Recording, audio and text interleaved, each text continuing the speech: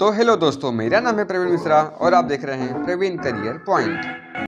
आज हम बात करेंगे एनसीईआरटी हिंदी के प्रीवियस पेपर की, जिसमें देखेंगे कि आपके पेपर में प्रश्न किस तरह से आते हैं और आपको किस तरह से किन किन प्रश्नों पर आपको कितने नंबर मिलेंगे। तो चलिए शुरुआत करते हैं। तो आपका पहला प्रश्न है कि निम्नलिखित कथनों में से कोई एक कथन सही है, उसे पहचान कर लिखिए। इसमें आपको 4 ऑप्शन मिलेंगे और आपका कोई एक ऑप्शन सही रहेगा। आपका ख वाला है, निम्नलिखित कृतियों में से किसी एक कृति के रचनाकार का नाम लिखिए। इसमें भी आपको 4 ऑप्शन मिलेंगे। आपको जिस भी कवि या जिस भी लेखक का रचना आता है आप उसे लिख सकते हैं। तो मैंने यहाँ पे 3 कर दिया है, आपको केवल एक ही करना है। फिर ग, घ और अंगा में आपका एक सटीक प्रश्न रहेगा, जिसमें आपको केवल एक उत्तर लिखना है। जैसे कि महिला आंचल के रचनाकार का नाम लिखिए, तो ये हो जाएगा फणीश्वरनाथ रेणु। कलम का सिपाही किस गद्य विधा पर आधारित है, तो जीवनी विधा पर आधारित है।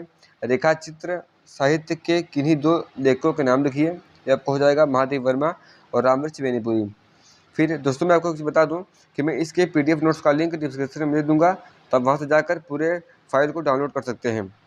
फिर आपका दूसरा है, द्विवेदी युग की किन्हीं 2 प्रवृत्तियों के नाम लिखिए। प्रयोगवादी काव्यधारा की 2 प्रमुख विशेषताएं लिखिए। ग में छायावाद के किसी एक कवि का नाम लिखिए।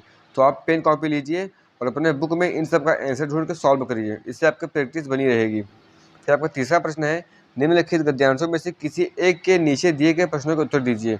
इसमें आपको 2 विकल्प मिलेंगे, एक क और एक ख। आपको जिस भी गद्यांश का समझ में आ रहा है कि कौन से पाठ का है, इसके लेखक कौन है, अगर आपने इस कहानी को पढ़ा है तो आप इसके उत्तर देने में आपको जरा भी देर नहीं लगेगी। फिर आपका चौथा है, निम्नांकित पद्यांशों में से किसी एक पद्यांश का ससंदर्भ सहित संदर्भ सहित व्याख्या कीजिए। तो इसमें आपको क और ख 2 तरह से आपको पद्यांश मिलेंगे। चलिए, फिर यहाँ पे दिया है, अब इसे ध्यान से पढ़िए और मैं इसका पीडीएफ नोट्स का लिंक आपको दे ही दूंगा डिस्क्रिप्शन में। फिर आपका दूसरा ख वाला है, अब इसे भी देख सकते हैं कि आपके अगर आपने काव्य पढ़ा है तो काव्य के हिसाब से ही आता है। फिर आपका 5वां प्रश्न है, निम्नलिखित लेखकों में से किसी एक लेखक का जीवन परिचय दीजिए एवं उनकी किसी एक रचना का नाम लिखिए। इसमें आपको 3 ऑप्शन मिलेंगे। 3 ऑप्शन में से एक ऑप्शन को आपको करना है, उनका जीवन परिचय लिखिए और एक छोटा सा उनका एक रचना लिख दीजिए, आपको 3 नंबर मिल जाएंगे। फिर ख में, निम्नलिखित कवियों में से किसी एक कवि का जीवन परिचय दीजिए तथा किसी एक रचना का नाम लिखिए। चाहे सूरदास हो, चाहे सुमित्रा नंदन पंत हो, चाहे सुभद्रा कुमारी चौहान हो, उनका जीवन परिचय लिखिए और उनका 1 या 2 रचना का आप नाम लिखेंगे तो आपको 3 नंबर मिल जाएगा। फिर आपके 6वें प्रश्न से संस्कृत का पाठ शुरू हो जाता है। तो क्या कह रहा है कि निम्नलिखित संस्कृत गद्यांश का ससंदर्भ सहित हिंदी में अनुवाद कीजिए। आपको उसका संदर्भ लिखना है कि ये कौन से पाठ का है, उसके बाद आपको इसका हिंदी में अनुवाद करना है। तो इसका भी आपको 4 नंबर मिल जाएगा। या फिर अगर आपको इसमें इंटरेस्ट नहीं है तो अगर आपने श्लोक वगैरह ध्यान से पढ़े हैं तो उस हिसाब से प्रश्न आता है, अगर आप इसका हिंदी में कर देंगे तो आपको 4 नंबर मिल जाएगा। और आपका 7वां प्रश्न है कि अपनी पाठ्य पुस्तक से कंठस्थ किया हुआ कोई एक श्लोक लिखिए जो इस प्रश्न पत्र में न आया हो। तो मैं आपको मुझे 2-3 श्लोक बता देता हूँ, जैसे कि अभिवादनस्य शीलस्य नित्यं वृद्धोपसेविनः चत्वारि तत्सवर्धन्ते आयुः विद्या यशोबलम्, नयनं छिदन्ति शस्त्राणि, नयनं दहति पावकं, चैनं क्रियध्यान्त्यापो न शोषयति मारुतः। आप अपने बुक में देखिए, ये सब बहुत ही साधारण श्लोक है। आप इसे याद करेंगे तो आपको 3 नंबर बहुत ही आसानी से मिलेंगे। फिर आपका ख वाला प्रश्न है, निम्नलिखित प्रश्नों में से किन्हीं 2 प्रश्न के उत्तर संस्कृत में दीजिए। इसका उत्तर आपको संस्कृत में देना है। फिर आपका 8वां है, हास्य रस अथवा करुण रस की परिभाषा उदाहरण सहित लिखिए। ख वाला है, उत्प्रेक्षा अथवा उपमा अलंकार की परिभाषा उदाहरण सहित लिखिए। ग में है, सोरठा अथवा रोला छंद की परिभाषा लिखकर उसका उदाहरण भी दीजिए। मैंने इसका वीडियो एक अलग से वीडियो बना दिया है, जिसमें मैंने आपको हास्य रस, रस, अलंकार और छंद ये तीनों बताया है। तो मैं उस वीडियो का भी लिंक डिस्क्रिप्शन में दे दूंगा, तो आप वहाँ से जाकर इस वीडियो को देख सकते हैं। अगर आप देख लेंगे तो आपको 6 नंबर मिलाने में कोई दिक्कत नहीं होगी। फिर आपका 9वां प्रश्न है, निम्नलिखित उपसर्गों में से किन्हीं 3 के मेल से एक शब्द बनाइए। जैसे आपका है अनु, फिर सुस्वागतम, अनुमान, अपमान, ये सब इन्हीं तरह से बनता है। या फिर यहाँ पे फिर आपके पास बहुत सारे ऑप्शन है, अभिलेख, सहचर्य, परिवार। फिर ख में है, निम्नलिखित में से किन्हीं 2 प्रत्ययों का प्रयोग करके एक शब्द बनाइए।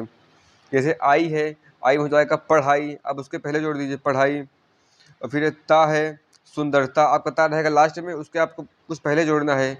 वा में दिखावा, त में गुरुत्व, महत्व, वट में बनावट, हट में छटपटाहट, पगलाहट, आप कुछ भी कर सकते हैं। फिर आपके ग में आ जाएगा निम्नलिखित में से किन्हीं दो के समास विग्रह कीजिए।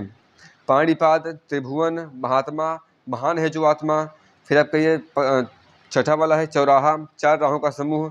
आप इसे भी ध्यान से देख लेंगे तो मैं आने वाले कुछ दिनों में इन सब का एक अलग से वीडियो बनाऊंगा।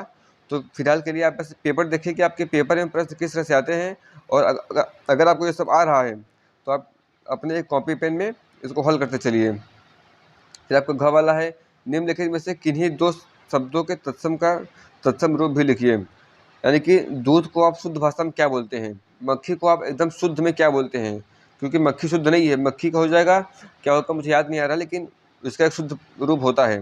कुआं का कूप होता है, भाप का कुछ और होता है। इसी प्रकार से अंगा, निम्नलिखित में से किन्हीं दो शब्दों के पर्यायवाची भी लिखिए।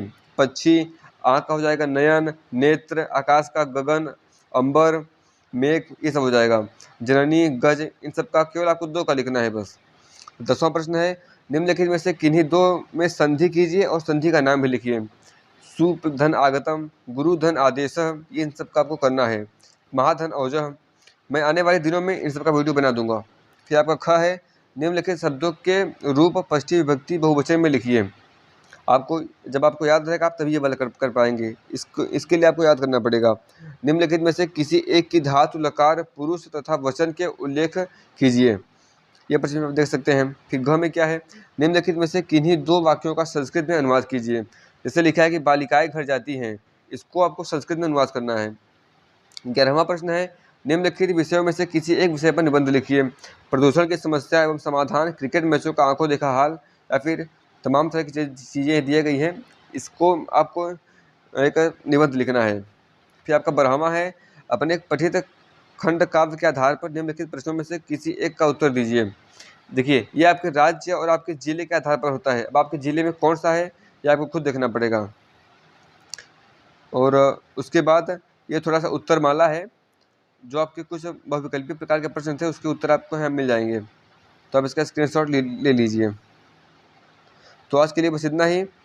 अगर हमारे चैनल पर नए तो हमारे चैनल को सब्सक्राइब करें और वीडियो को लाइक करें। धन्यवाद।